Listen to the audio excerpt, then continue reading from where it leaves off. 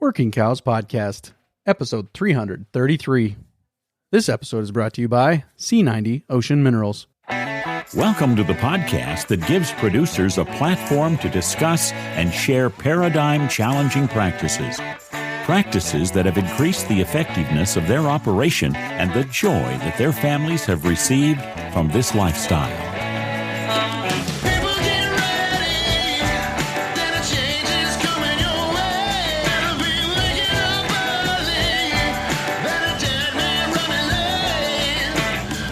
Howdy, everybody. This is Clay Connery, host of the Working Cows Podcast, recorded exclusively in the C90 Ocean Minerals studios, and this episode is brought to you by C90 Ocean Minerals. C90 provides complete mineral and trace element nutrition for your soil, pastures, and livestock.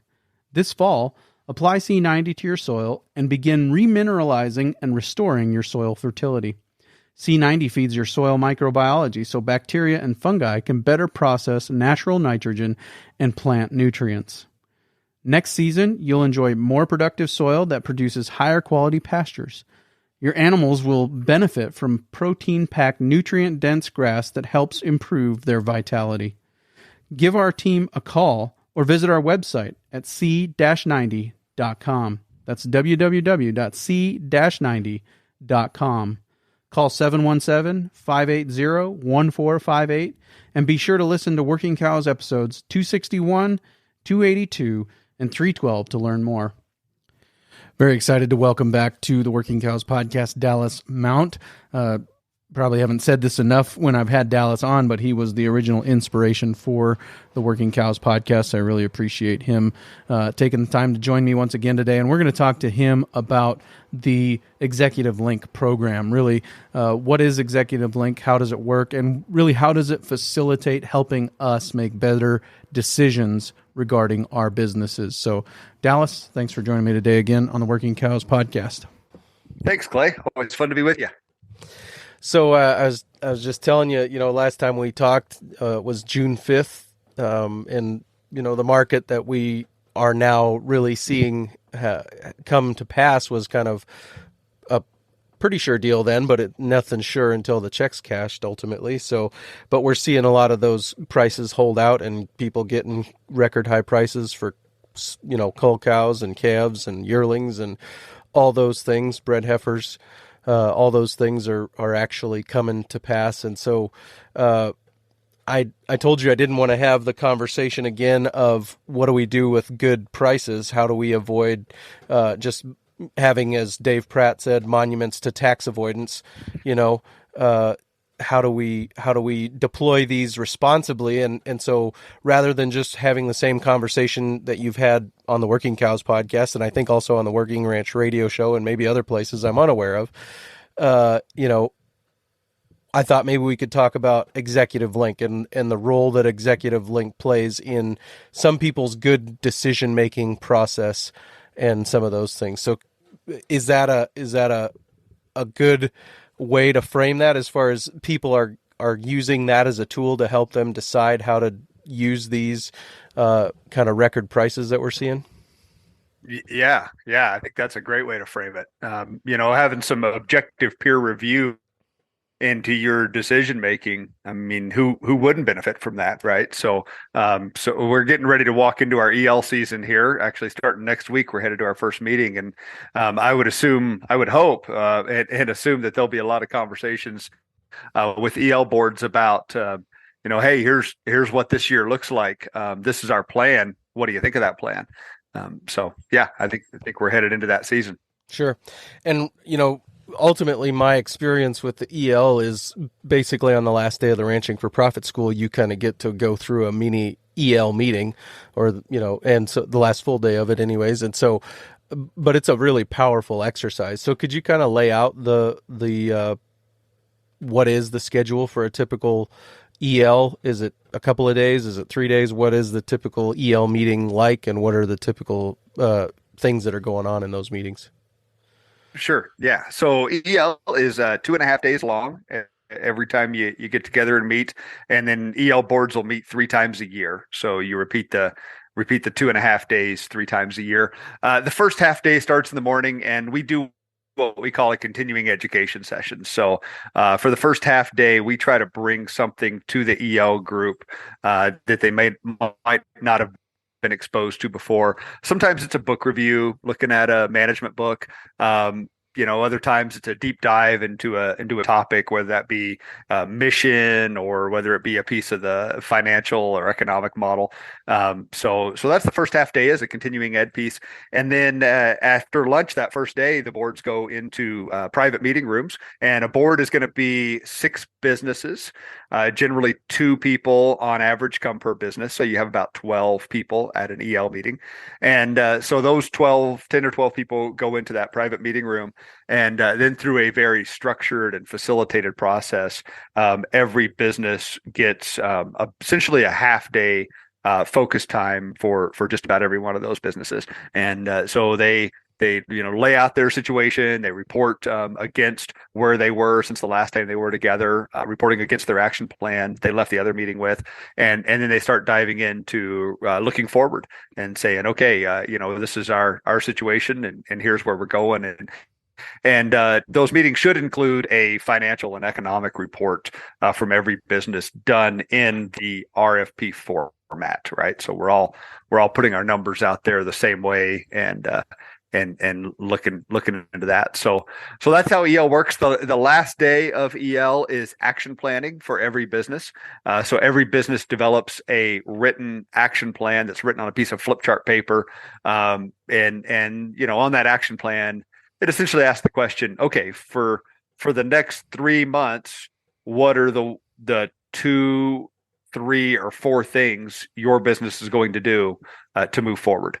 So it's those real big ticket items that people are looking at. So that's how EL works. Yep, and those big ticket items are weighted. If I remember right, they're weighted and given kind of a priority. Like this is a game changer, or this is maybe a lower priority thing. Is that right? That's right. We rate them on importance and urgency. Right. So you're asked how big a deal to your business this is.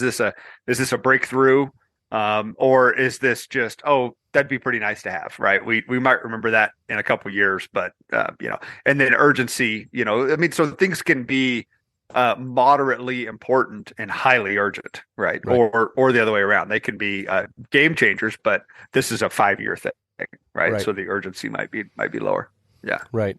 And moderately important, highly urgent is, and maybe I'm thinking about this wrong, but is that something like a succession plan would be maybe on the other end of that? It's highly important, maybe not as urgent.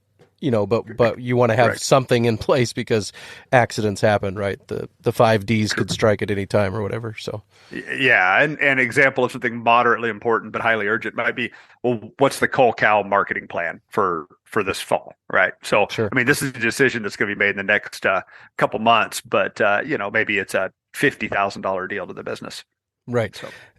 And maybe that's something to this perspective of an EL board, that a $50,000 deal isn't highly urgent or is only moderately important.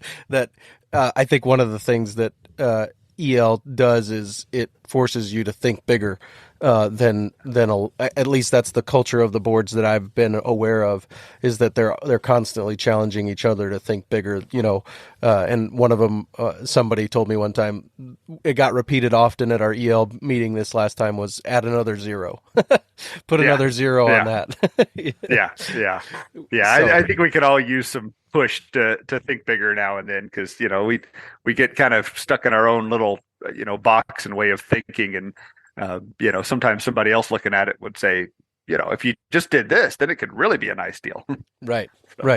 And so you said basically you end up getting about a half day of focus on your business, and you are presenting your business plan, and I suppose reviewing your action plan. Like, what did you accomplish as far as your action plan from last meeting? Is that right?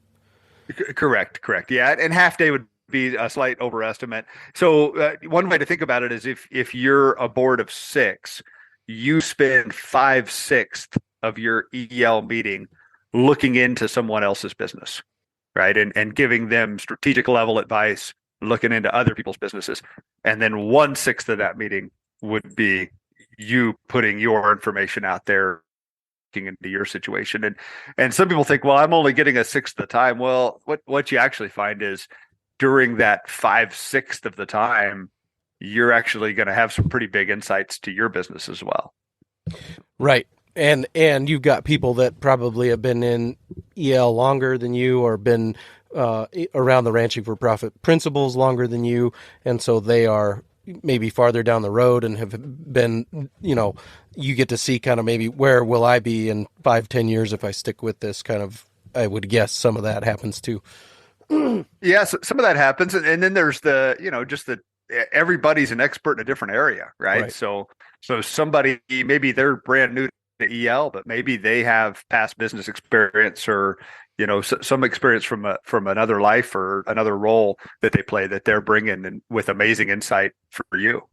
Right, and they're from a broad background or broad geographic region too, right? You don't put everybody from Montana on one EL board. They're on. Boy, we sure hope we don't. That would no. I'm just picking on Montana. Yeah, we try to get it in perfect thing. You wouldn't have two people from the same state on the same board, but we can't always do that. So, but we definitely strive for geographic diversity. You certainly don't want to be on a board of somebody that's operating in your same trade area. That maybe you're doing business with or have some business relationships with, because we want people to be able to bring unbiased perspective to the businesses they're reviewing, and not be constrained with, oh, I know that neighbor or something like that. Sure. And it's harder to be honest with somebody who you share a fence line with sometimes about some of these financial things or struggles, as far as the people side of the business, and some of those things can be challenging too. So it's good to have people away from the ranch get a fresh set of eyes on those things. Correct. Yeah. When we put the EL boards together, our rule of thumb, diversity. So how do we get geographic diversity, operational diversity, experience diversity, right? All those different kind of things, because that's where the boards that are really successful often, they're very diverse makeup. Right. And then just from my experience in the last day of the RFP school, there's a process of sharing your plan, basically, and I liken it to a pitch meeting. I don't know if that's really fair, but you're making a pitch of a plan. This is our idea. This is where we think we want to go, and then and you're sharing kind of an update on your business, and then the other people have an opportunity during what's called the turnaround for them to share feedback as though you weren't in the room while you take notes. And then I think the only interaction that you get after that is basically to ask clarifying questions, but not really push back on what people said. Is that right? Yeah, that's pretty good description. So, I think a good meeting happens when somebody thinks for the board to respond to, right? So here's what I'm thinking of doing. This is my preferred strategy, or maybe here's option A, here's option B. Help me sort through these. So then the board's kind of weighing in on that. They're asking clarifying questions. They're hopefully digging deeper, right? Why do you want to do this? What's the underlying goal? And then at some point in the meeting, it becomes time for the person whose business it is to stop talking and to start listening, right? And the way we do that is through what we call the turnaround session. So we take the person whose business is presenting, and we actually physically have them turn their back to the group, and then the group talks about that person like they're not there, and that's often where some of the most insightful conversations happen, is when that person whose business is presenting has left the room in a sense, and everybody's talking about them like they're not there.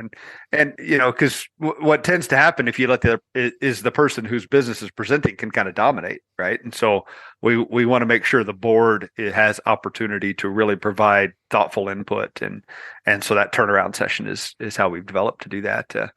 Pete Farrell was sharing experience with us a year ago about how that came to be, and it went something like, everybody at the coffee shop is talking about me.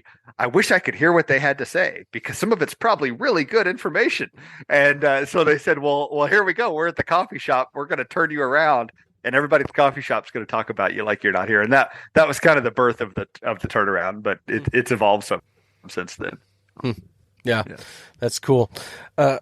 What am I missing from an EL board meeting, or what are some of the other elements that you would want to include or touch on?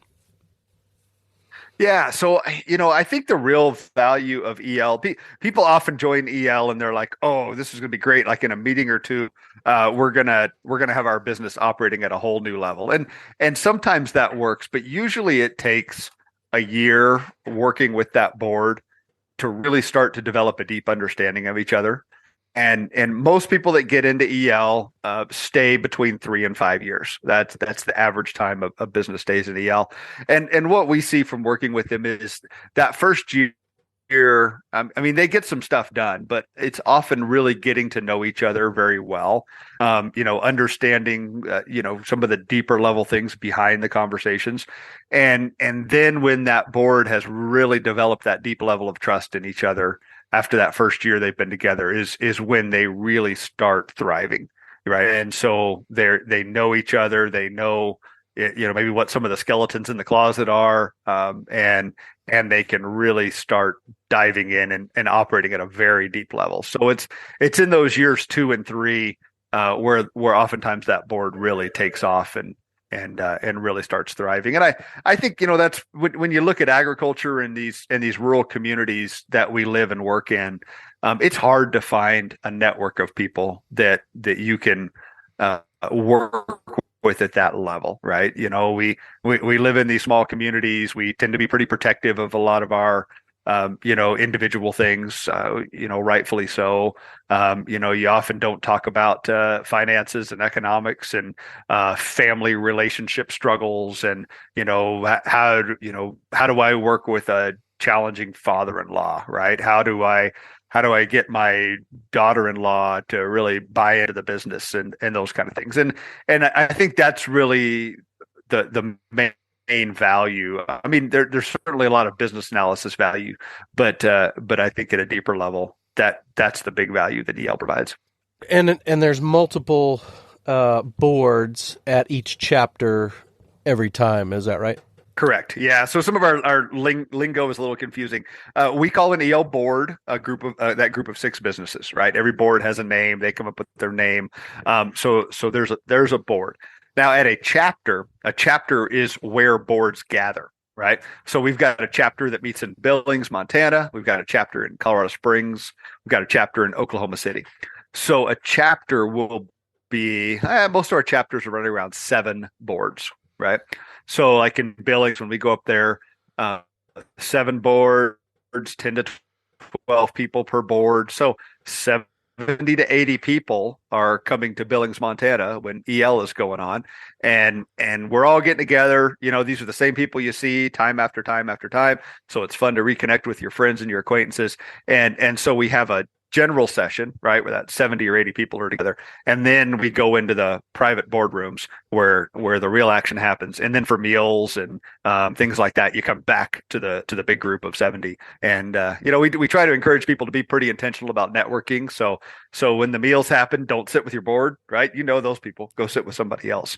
And oftentimes a lot of business relationships are developed, and and it's pretty neat because the people travel pretty far and wide to come to EL. So at our Billings chapter, we'll have there's a pretty good group from Canada, and then probably 6 or 8 different states are represented at Billings, and so it's a diverse group.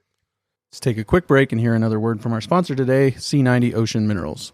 C90 provides complete mineral and trace element nutrition for your soil, pastures, and livestock. This fall, apply C90 to your soil and begin remineralizing and restoring your soil fertility. C90 feeds your soil microbiology so bacteria and fungi can better process natural nitrogen and plant nutrients. Next season, you'll enjoy more productive soil that produces higher quality pastures. Your animals will benefit from protein-packed, nutrient-dense grass that helps improve their vitality. Give our team a call or visit our website at c-90.com. That's www.c-90.com. Call 717-580-1458 and be sure to listen to Working Cows episodes 261, 282, and 312 to learn more. What do you think makes an EL board successful? What are some of the things that make EL boards successful? I mean, good question. What separates a good EL board from a great EL board? That's what I'm asking. Yeah. Not just why does it work, but what separates a good one from a great one? Good question.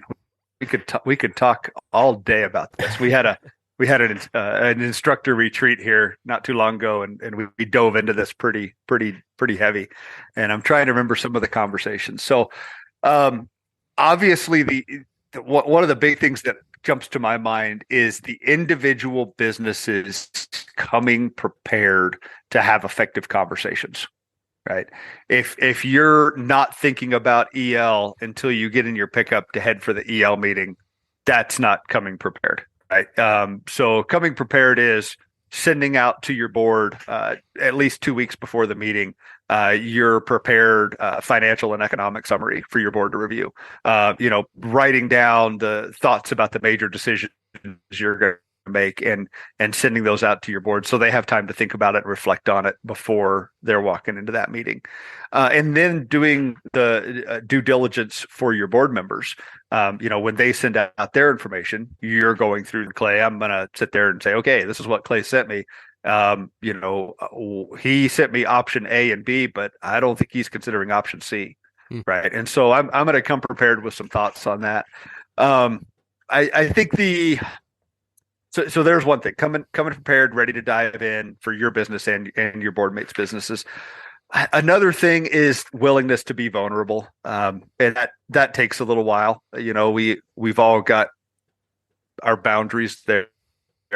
And, and I'm not coming in saying spill your guts day one, right? But being willing to work at a deep level with your board, being accepted to being challenged by them, expecting them to challenge you. That's part of the process is, hey, I'm going to come in and we're going to really dive into this stuff. If all they're doing is agreeing with you, well, what do you need them for? Right. So I think that willingness to be vulnerable, is a big piece of it. One of the things that really makes EL meetings fun and when they're working well is using some effective meeting processes. So we're not just sitting in there spitballing around a board table, right? Somebody's jumped up at the flip chart. Somebody's got the sticky notes out, and we're saying, well, let's come up with 30 different ideas on this thing, right? And we're writing those down. We're sticking them on the wall. So we're doing effective facilitation processes for whatever the decision or the result is that we're working towards. So I think those boards that I see that are higher functioning tend to make better use of those. And that's part of our role as RMC is we have facilitators at the meetings and they guide some of those, but at some point boards need to step up and do that themselves. And that's when they really thrive. Very good. How do you think EL makes people better when they get home? So you start to develop a culture of this is how we operate, right? So it's oftentimes before people get into EL, they kind of, we sit around as a family and maybe we talk about this and then somebody makes the decision and down the road we go, right? I think when businesses get into EL, they start to learn effective culture for leading and running a business. Okay, so like when you go home and you're having a ranch meeting, hopefully somebody's standing up at a flip chart or at a whiteboard, and at the end of that meeting, you've written down an action plan. Okay, so even if it's just like a Monday morning, coordination meeting, okay, Bill's ordering the vaccine for this week. Mary is going to go around the fence of the back 40, and Steve is, getting within our CS to get our water plan lined out, right? So you're writing these things down of who's going to do what this week to move the ball for the company, and And that's a much more effective meeting for like even a Monday morning Whitby meeting than just sitting around going, well, everybody got what they need. All right, see you guys next week. Right, and you're out the door. So it's using those EL tools, the culture, the business leadership skills that you develop in EL. In my opinion, kind of changes the way you run your business when you get home. Right. So, yeah, and not to mention, kind of as we've mentioned before, the push that comes from an EL board pushing you to get better from a mission and vision standpoint, like the boots on the ground. How do we just get things done day to day is kind of what you're talking about. And then also, I think the pushing us to think bigger, when, from a mission and vision perspective, I think is a big part of it too. Yeah. Yep. I would completely agree. And we see a lot of EL businesses take that mission and vision piece home with their ranch team and really dive into it. All right, guys, what are we here for? What business? And they're going to get some buy-in with their team at home when they start asking those questions as well. What are some of your, I don't know if I can ask, like, favorite outcomes or things that really stand out from EL meetings that have kind of been game changers for different businesses over the years, if you can share any of that? Oh man. Yeah. There's been lots of them. I mean, for my professional life, EL is the most fulfilling thing that I do, right? Because we, ranching for profit schools are fun, but ranching for profit schools is kind of like you're a presenter there, right? When we go there, we're meeting 54 new people. We get to know them for 7 days, bang, and then you're out of there, right? And oftentimes you lose contact with them. At EL, in my life and the people who help us, we get to know people. We get to watch as they're making progress, as they're leading their businesses. So it feels like we kind of get to be a part of it, right? Even though it's them doing the work. I mean, we're kind of connected with that. So it's really rewarding for us to see that. Let's think through some businesses that have been in EL for the years. So I think making some bold changes in the business, those are always fun to see and fun to be a part of. And you kind of, you got your fingers crossed with them, and you're like, all right, we've made this decision, let's do it. And so people that might have joined EL and had a business that was economically losing $100,000 a year, right? Just barely financially scraping by. Maybe the people who were coming to represent the business for EL, were feeling kind of lost and had lost their motivation for why they were ranching. And then, with the help of their EL board and the process, they start, okay, well, here's the direction we're going to go right now. Now let's go home and make those changes. And they do some bold steps. Maybe it's selling off some assets. Maybe it's purchasing some assets, right? Maybe it's often involves some kind of a big decision point, right? And then off they go, and now they're down the track of implementing. And I mean, it never goes smooth, right? It's never just, roses and sunshine and unicorns, right? There's always bumps along the way. And then when we hit those bumps, coming back to the board, all right, we weren't expecting this curveball. So what do we do now? Right? Re-strategizing, replanning. And then, you pull your head up and look around, and 2 and 3 years has gone by, and now the conversation in the EL room might be, well, we've got $100,000 tax bill this year because we were so profitable, right? What do we do with that, right? And maybe it's, well, let's just pay the tax and squirrel away $300,000 in reserves, right? And it's fun to see those people and those businesses change. At every EL meeting, we ask a business to present. And oftentimes it's a seasoned EL business. And there was one in Oklahoma, in the Oklahoma chapter, a year ago that was a seasoned EL business that were giving their story about how they turned their business. How it was kind of they made a major strategic shift in their business, and it was just incredible to watch the couple that were presenting this. He showed a picture of a calf. They have some dairy things going on. He showed a picture of a Holstein dairy calf with a bucket stuck on its head, and that was his first picture in his presentation. And he said, this was me leading my business 5 years ago.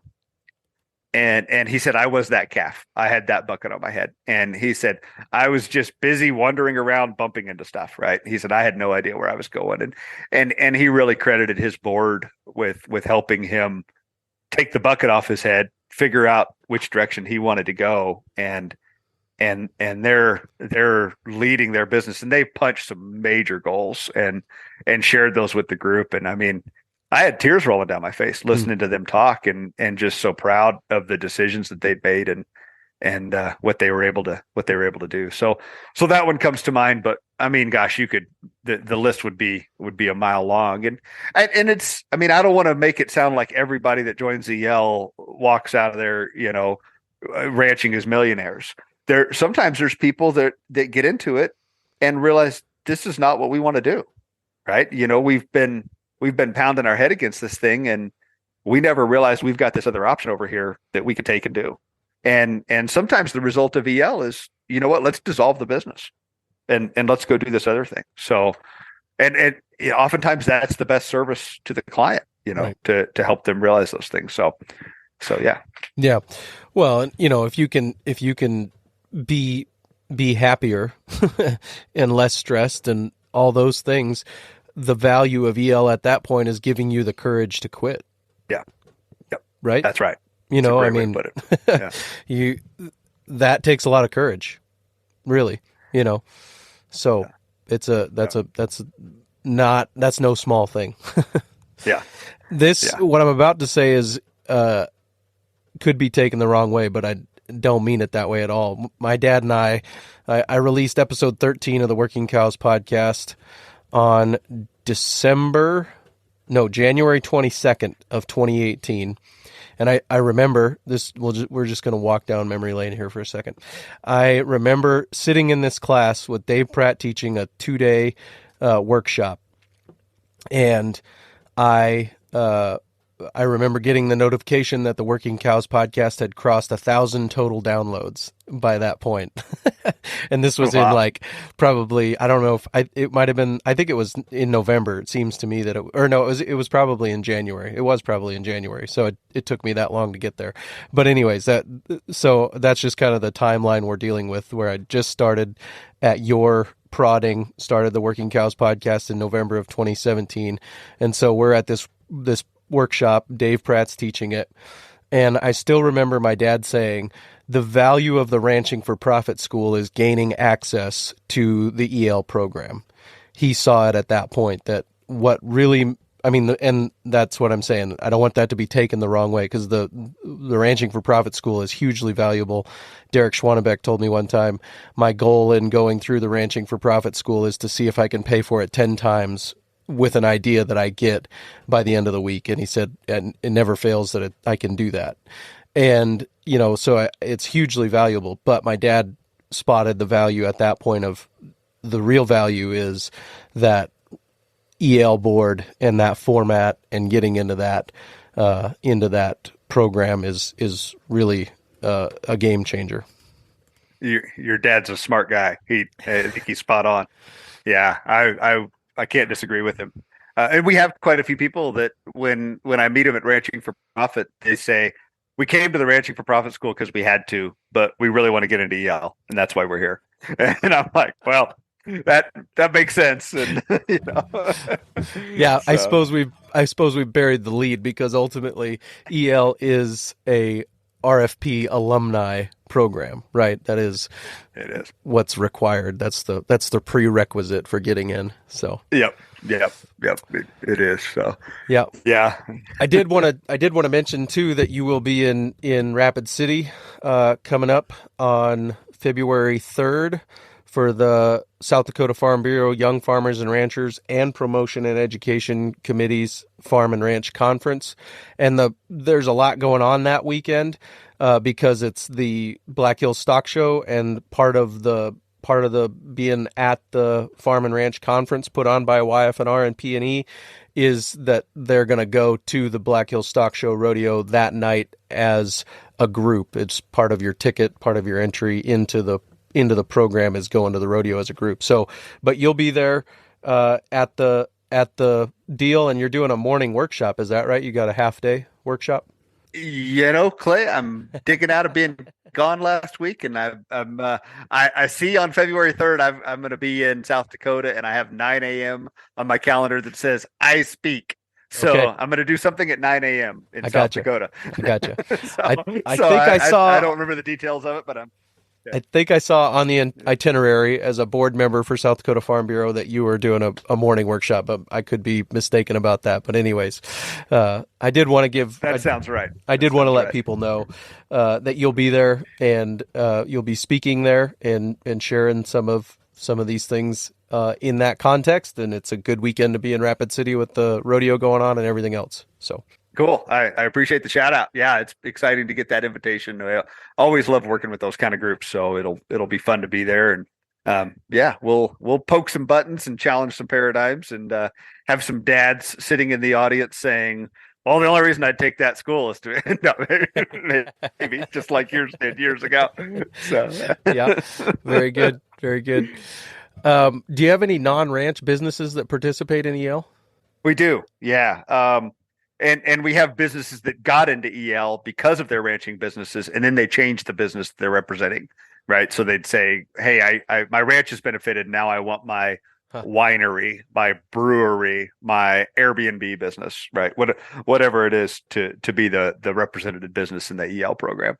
And I love that. I think it brings a lot of diversity and freshness to it. And I know the ranchers who are sitting on the board, it's kind of like, "Oh, okay, we got to do something else now instead of work on a ranch.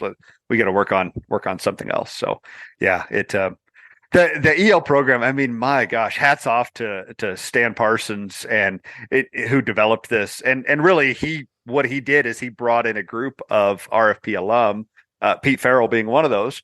And he said, "I want to build the most impactful follow-up program for people that are implementing change in their business. What does it look like?" And they developed this thing as just sitting in a room thinking about it. I mean, it's adapted over the 30 years we've been doing it.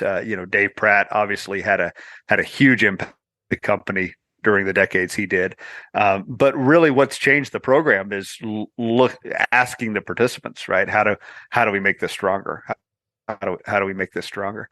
It's incredible to me that this has not more broadly replicated across business as a whole. And there are some people out there that are trying to do it, right? Dave Ramsey has a peer advisory program that they're trying to facilitate. But it's not done. The face-to-face component is often neglected. A lot of these ones that are trying to do it virtually.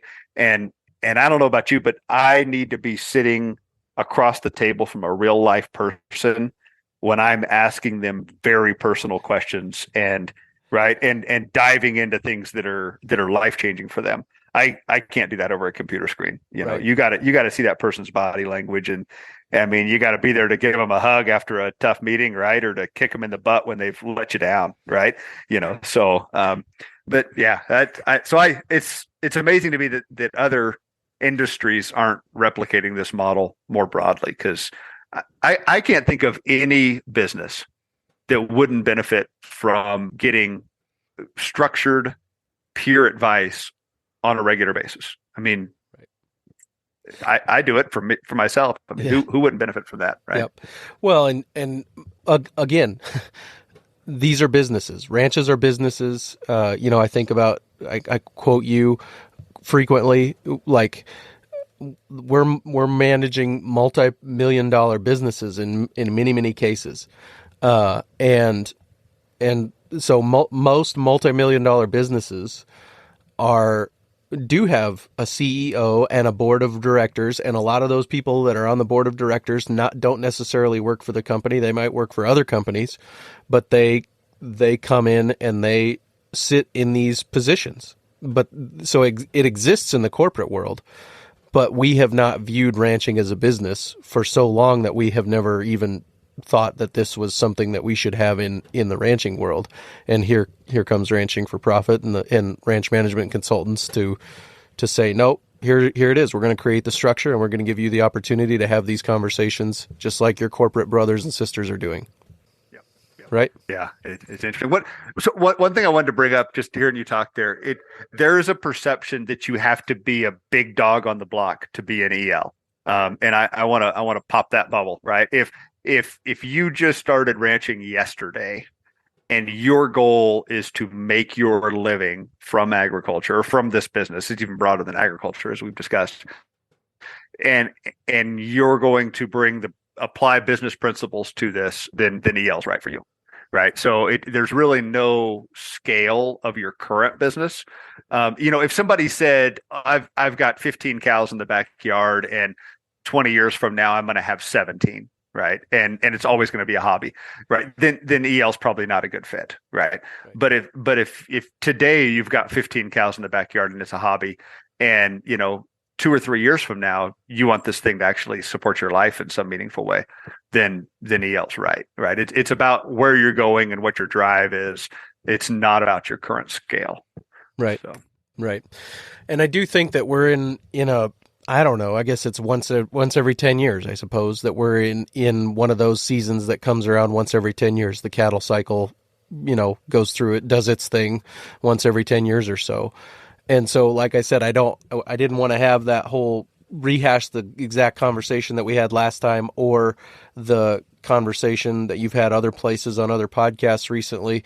But I do think it bears repeating, and it is important that people don't miss the opportunity that this phase in the cattle cycle presents and the role that EL could play in helping them deploy those resources wisely. So I would like to give you an opportunity as we wrap up here to just make that pitch one more time and to talk about the importance of making good decisions in this exact moment that we find ourselves in with regard to prices and markets and those things. Right. Yeah, I appreciate that. It is a very interesting time, and there have been a lot of stars aligned for some. I know some people are missing out on this. So if somebody's sitting there going, "Well, these guys are talking like everybody's getting filthy rich," and I'm not, right? You're not alone either, right? There's some people that are missing out on that opportunity. But yeah, so we are at a time where those stars have aligned, and there's going to be those people that seize this opportunity and use it as a springboard for business growth, for building the business they want to build. And then there's going to be a lot of people who squander this opportunity, and 2-3 years from now, we're going to be sitting around wringing their hands and feeling like a victim. Right. So, if Ranching for Profit, if EL can be a part of helping you position your business to that, we'd love to do that. It's a program that's not right for everybody. Right.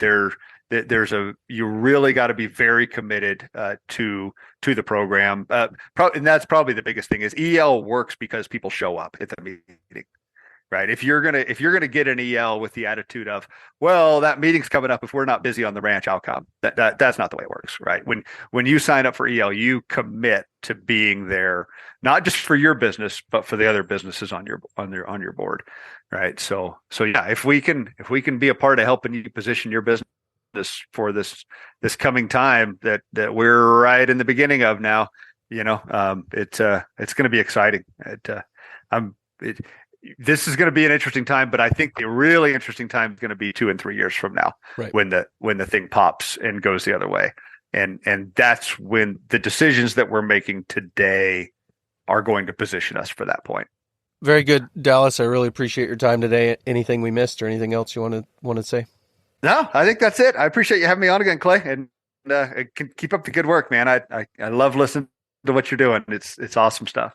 Well, thank you. Means a lot. Appreciate that. Really appreciate Dallas and his sharing just about the power of the Executive Link program. Of course, if you want to look into joining that and you are a Ranching for Profit alumni, would encourage you to check out the show notes page for today, workingcows.net/333. Next week on the Working Cows podcast, we're going to talk to Nick DeCastro from the organization called Land Trust.